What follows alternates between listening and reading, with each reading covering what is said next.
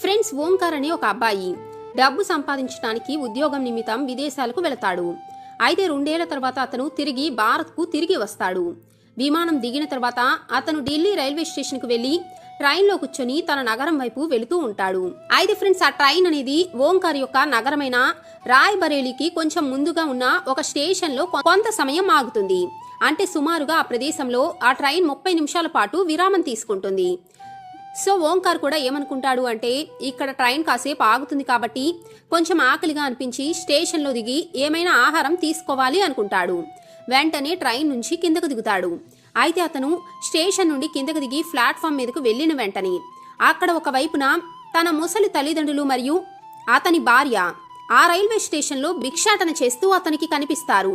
అయితే వారు మాత్రం ఇంకా ఓంకార్ని చూడలేదు. 2 రోజులుగా ఏం తినలేదు, దయచేసి భిక్షం వేయమని వారు దీనంగా అడుగుతూ ఉంటారు. ఇక ఫ్రెండ్స్, ఓంకార్ తన తల్లిదండ్రులను భార్యను ఆ విధంగా అడుక్కుంటూ చూడగాని అతని కళ్ళు చెమ్మగిల్లుతాయి. ఇక మరోవైపు ఓంకార్ భార్య కూడా కొద్దిసేపటికి తన భర్తను గమనిస్తుంది. రైల్వే స్టేషన్లో ఒక్కసారిగా తన భర్తను చూడగాని ఆ భార్య కన్నీరు మున్నీరుగా ఏడ్చేస్తుంది. అయితే ఫ్రెండ్స్, అసలు ఓంకార్ విదేశాలకు వెళ్లిన తర్వాత అతని తల్లిదండ్రులు మరియు అతని భార్య ఎలాంటి కష్టాలకు గురైతే ఈ విధంగా భిక్షాటన చేయక తప్పని పరిస్థితికి చేరారో వింటే నిజంగా మీ గుండె కూడా తరుక్కుపోతుంది. ఎందుకంటే ఇది నిజంగా ఒక హృదయ విదారకమైన కథ. ఈ కథ అనేది చాలా ఎమోషనల్ గా ఉండటంతో పాటు చాలా బాధగా ఉంటుంది. కాబట్టి ఈ వీడియో కొంచెం లాంగ్ గా ఉన్నా కొంచెం సమయం తీసుకొని పూర్తిగా స్కిప్ చేయకుండా వినండి. ఎందుకంటే భవిష్యత్తులో ఇటువంటి సమస్య మీకు కానీ మీ కుటుంబ సభ్యుల్లో ఎవరికి కూడా జరగకుండా ఉండటానికి. ఎందుకంటే ఈ కథ పూర్తిగా విన్న తరువాత మీరు కూడా ఈ విధంగా ఎవరికి జరగకూడదు అని నిజంగా అంటారు.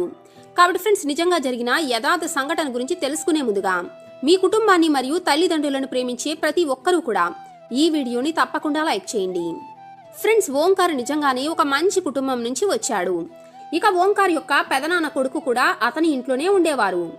ఎందుకంటే అతని పెదనాన్న మరియు పెద్దమ్మ చనిపోవటంతో అతన్ని కూడా ఓంకార్ తల్లిదండ్రులే పెంచి పెద్ద చేస్తారు. ఇక యోగేష్ ఓంకార్ కన్నా పెద్దవాడు కావటంతో ముందుగా అతనికే పెళ్లి చేస్తారు. కానీ అతనికి వచ్చిన భార్య కొద్దిగా పొగరుబోతు మరియు అహంకార స్వభావంతో పాటు చెడు స్వభావం కూడా కలిగి ఉండేది. పెద్దల పట్ల ఎటువంటి గౌరవం కానీ కుటుంబ సభ్యుల పట్ల ఎటువంటి ప్రేమాపేక్షలు కానీ ఉండేవే కాదు. పైకి మాత్రం మంచిదానిలాగా నటిస్తూ ఉండేది. అయితే ఆ తర్వాత ఏం జరిగిందో తెలిస్తే నిజంగా చాలా ఎమోషనల్ గా అనిపిస్తుంది. కాబట్టి పూర్తిగా చూడండి. ఎందుకంటే యోగేష్ పెళ్లైన తర్వాత అతని భార్య చెప్పినట్లుగానే వింటూ ఉండేవాడు. ఎందుకంటే ఆమె ఓంకార్ ముందు కూడా చాలా కుటుంబం అంటే ప్రేమ ఉన్నట్లుగా నటిస్తూ అతనితో చాలా మంచిగా మాట్లాడేది. దీంతో ఓంకార్ కూడా ఆమె మాయలో పడిపోతాడు. ఇక ఓంకార్ కూడా తన వదిన చెప్పినట్లుగానే అన్ని పనులు చేస్తూ ఉండేవాడు. తన తీపి మాటలతో ఓంకార్ ను ఎంతగానో ప్రభావితం చేస్తూ ఆమె ఏం చెప్పినా కూడా ఓంకార్ చేయటానికి ఒప్పుకునే విధంగా చేసేది.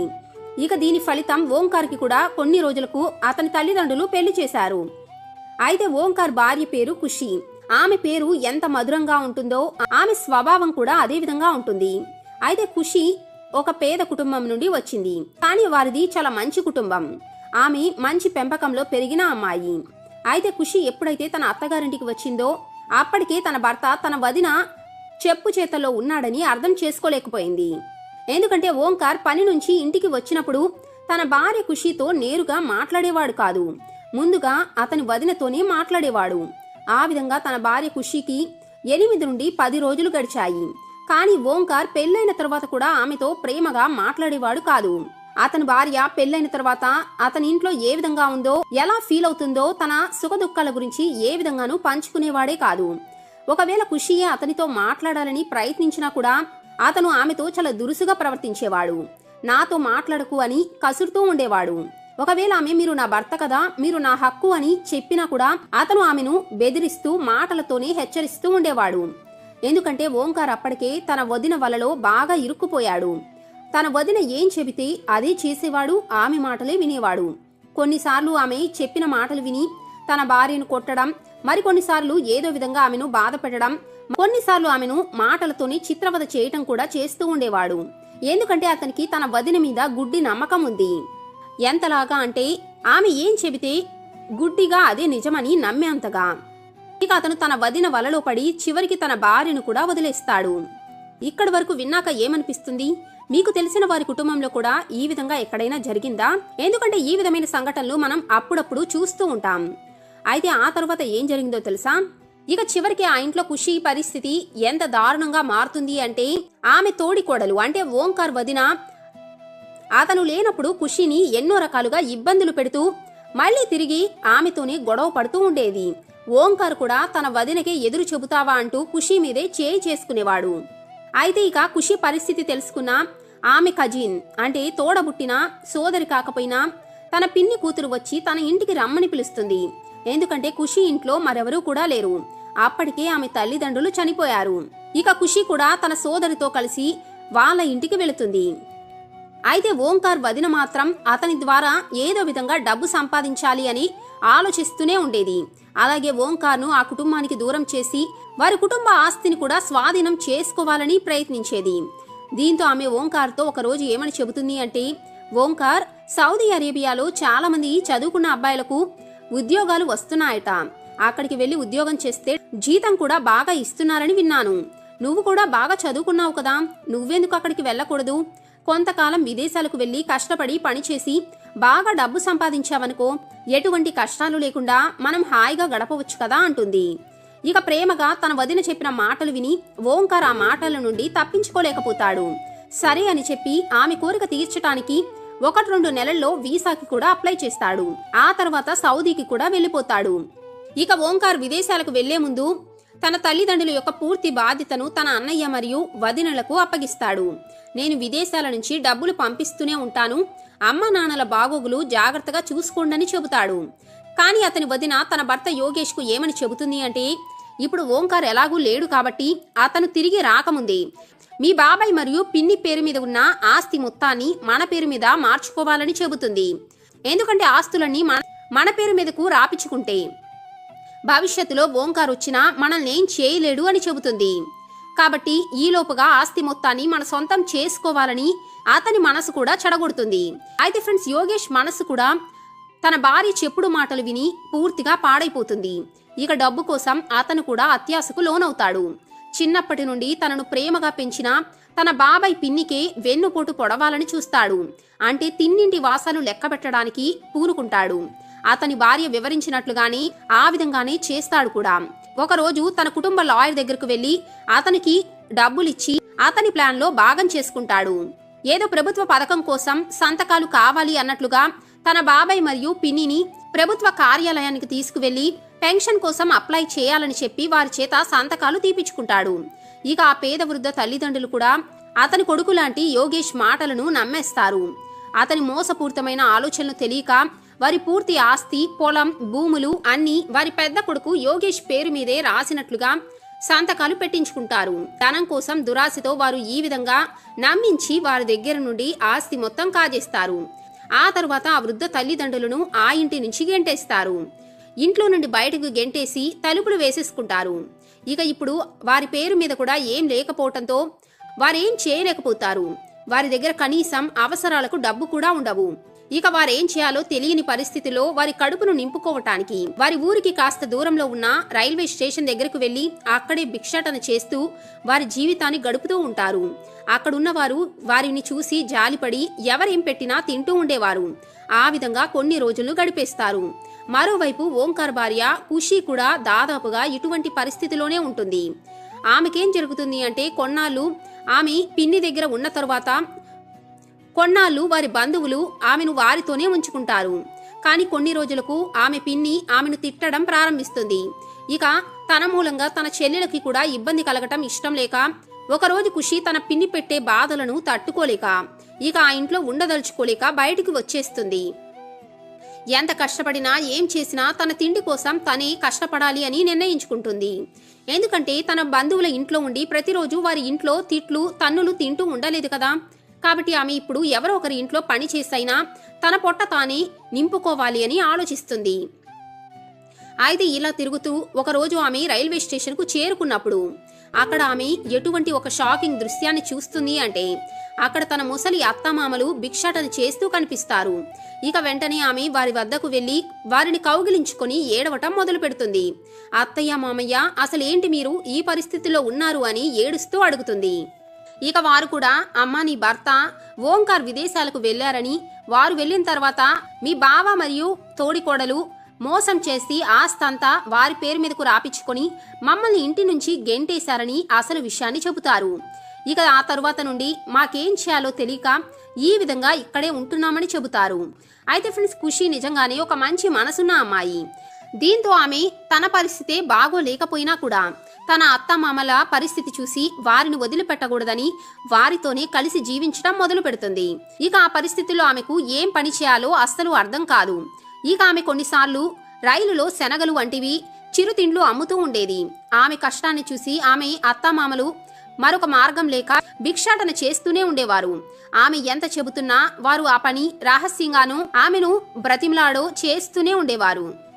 ఇక ఖుషి కూడా తనకు వీలైనంతగా తన ముసలి అత్తమామలకు సేవ చేస్తూ వారిని చూసుకుంటూ ఉండేది.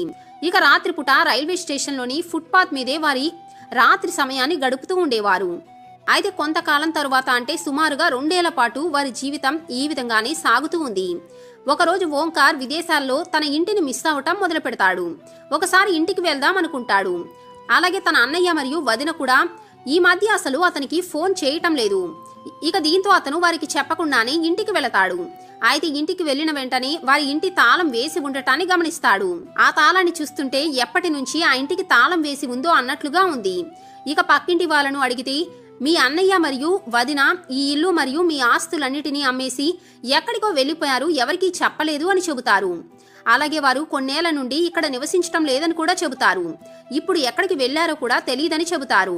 అలాగే మీ వదిన నువ్వు వెళ్లిన వెంటనే మీ అమ్మా నాన్నలను ఇంటి నుంచి గెంటేసిందని చెబుతారు.